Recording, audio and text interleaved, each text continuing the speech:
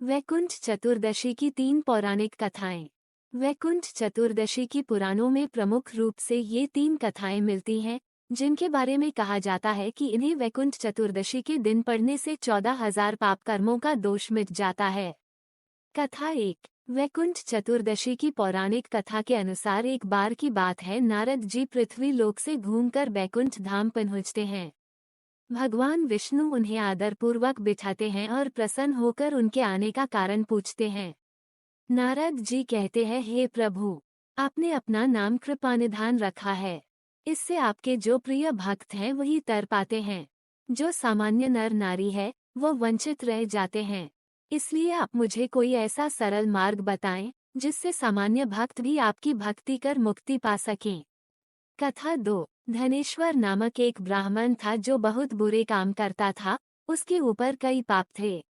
एक दिन वो गोदावरी नदी में स्नान के लिए गया। उस दिन वैकुंठ चतुर्दशी थी।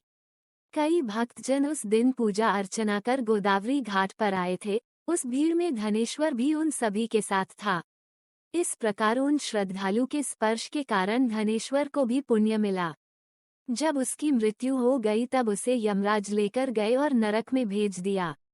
तब भगवान विष्णु ने कहा, ये बहुत पापी है, पर इसने वैकुंठ चतुर्दशी के दिन गोदावरी स्नान किया और श्रद्धालुओं के पुण्य के कारण इसके सभी पाप नष्ट हो गए, इसलिए इसे वैकुंठ धाम मिलेगा।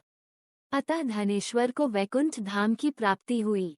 कथा 3। विष्णु जी की इस अगाध भक्ति से प्रसन्न होकर देवाधिदेव महादेव प्रकट होकर बोले, हे विष्णु, तुम्हारे समान संसार में दूसरा कोई मेरा भक्त नहीं है।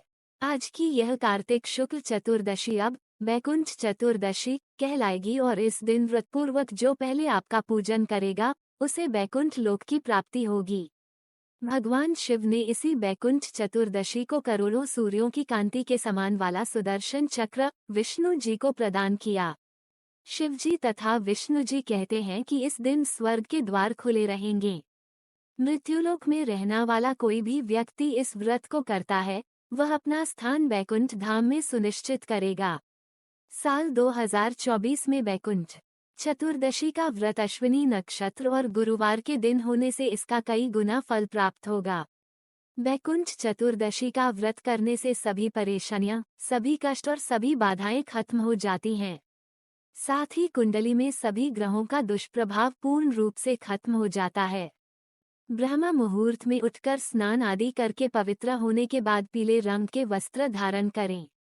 इसके बाद वैकुंठ चतुर्दशी व्रत का संकल्प करें और अपने देवालय में बैठकर भगवान विष्णु के मंत्रों का जाप करें।